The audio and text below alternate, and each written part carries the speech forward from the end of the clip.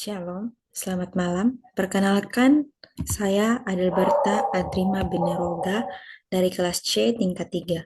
Di sini saya akan mempresentasikan hasil kerja saya dari kelompok 1, yaitu Sistem Kesehatan Nasional. Nah, di sini kita mulai dari latar belakang. Sistem Kesehatan Nasional adalah sebuah sistem yang tercapainya kemampuan hidup sehat bagi setiap penduduk agar dapat mewujudkan derajat kesehatan yang optimal sebagai salah satu unsur kesejahteraan umum dari tujuan nasional. Dalam sistem kesehatan nasional, dikemukakan pentingnya sumber daya yang mendukung upaya kesehatan tersebut. Sumber daya tersebut terdiri dari upaya kesehatan, pembiayaan kesehatan, sumber daya manusia kesehatan, sediaan farmasi, alat kesehatan, makanan, manajemen dan informasi kesehatan, ilmu pengetahuan, dan teknologi.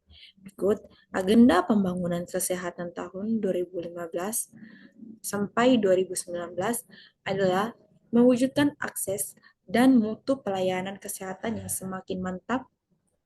Pengertian dasarnya adalah setiap orang berhak mendapatkan pelayanan kesehatan sesuai kebutuhan di tempat pelayanan yang berstandar, dilayani oleh tenaga kesehatan kompeten, menggunakan standar pelayanan dengan biaya yang terjangkau, serta mendapatkan informasi akurat atas kebutuhan pelayanan kesehatannya. Kepuasan pelanggan merupakan indikator utama dari standar suatu fasilitas kesehatan dan merupakan suatu ukuran mutu pelayanan, sedangkan sikap karyawan terhadap pelanggan juga akan berdampak terhadap kepuasan pelanggan, di mana kebutuhan pelanggan dari waktu ke waktu akan meningkat, begitu pula tuntutan akan pelayanan yang diberikan. Tingkat kepuasan pelanggan terhadap pelayanan merupakan faktor penting yang mengembangkan suatu sistem penyedia layanan yang tanggap terhadap keluhan, meminimalkan biaya waktu, serta memaksimalkan dampak pelayanan terhadap pasien. Kedua, ada pengertian SKN. Sistem Kesehatan Nasional adalah pengelolaan kesehatan yang dilakukan oleh semua komponen bangsa Indonesia secara terpadu dan saling mendukung untuk menjamin tercapainya derajat kesehatan masyarakat yang setinggi-tingginya. Kedua, sistem kesehatan nasional adalah bentuk dan cara penyelenggaraan pembangunan kesehatan yang memandukan berbagai upaya bangsa Indonesia dalam satu derap langkah untuk menjamin tercapainya tujuan pembangunan kesehatan dalam kerangka mewujudkan kerangka kerja yang nasional yang kuat. Ketiga, sistem kesehatan nasional harus dilaksanakan dalam konteks pembangunan kesehatan secara keseluruhan dengan mempertimbangkan determinan sosial seperti kondisi kehidupan sehari-hari, tingkat pendidikan, pendapatan keluarga, distribusi kewenangan, keamanan, sumber daya, kesadaran masyarakat, dan kemampuan tenaga kesehatan dalam mengatasi masalah tersebut. Berikut, SKN dibuat dengan mempertimbangkan pendekatan revitalisasi pelayanan kesehatan dasar atau primer healthcare.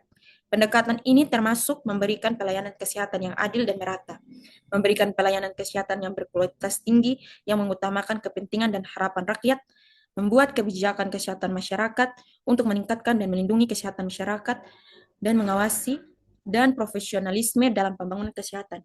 Selain itu, SKN dirancang dengan mempertimbangkan inovasi atau terobosan dalam penyelenggaraan pembangunan kesehatan secara keseluruhan, seperti memperkuat sistem rujukan dengan mempertimbangkan kebijakan kesehatan yang responsif terhadap gender. Pendekatan pelayanan kesehatan dasar telah diakui secara global sebagai metode yang paling efektif untuk mencapai kesehatan bagi kita semua. Berikut ada maksud dan kegunaan SKN. Yang pertama, SKN ini dibuat untuk menyesuaikan SKN 2009 dengan perubahan dan masalah internal dan eksternal. Ini dimaksudkan untuk digunakan sebagai pedoman untuk pengelolaan kesehatan oleh pemerintah, pemerintah daerah, masyarakat, perusahaan, dan lembaga swasta. Kedua, SKN ini dirancang untuk menekankan bahwa pembangunan kesehatan berkaitan dengan pemenuhan hak asasi manusia, Ini juga menjelaskan bagaimana penyelenggaraan pembangunan kesehatan sesuai dengan visi dan misi Rencana Pembangunan Jangka Panjang Bidang Kesehatan tahun 2005 sampai 2015 RPJP-SREPK. Ini juga menciptakan kemitraan dan kepemimpinan yang transformatif. Ini juga meningkatkan investasi kesehatan untuk mencapai keberhasilan pembangunan nasional. SKN ini berfungsi sebagai sumber kebijakan untuk pengelolaan kesehatan sebagai pedoman untuk penyelenggaraan pembangunan kesehatan. Berikut ada landasan SKN. Yang pertama, landasan IDIL. Landasan IDIL adalah ideologi dasar suatu negara yang memiliki kekuatan hukum yang mengikat bagi pemerintahan dan masyarakatnya.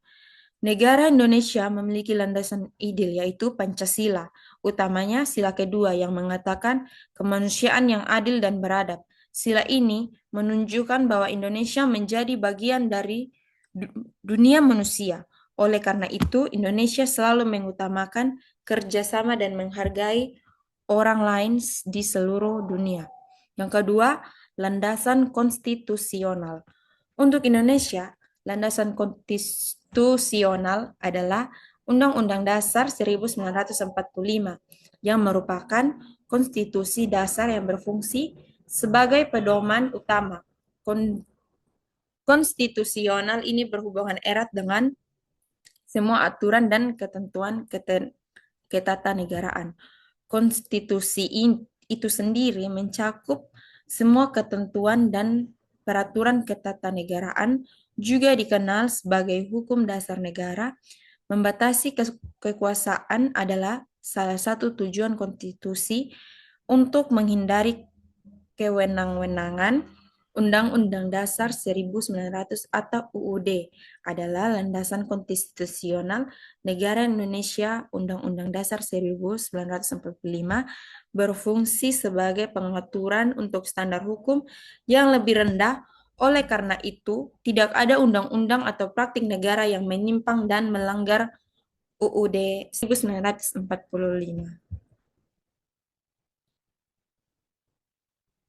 Lanjut, ketiga ada landasan operasional.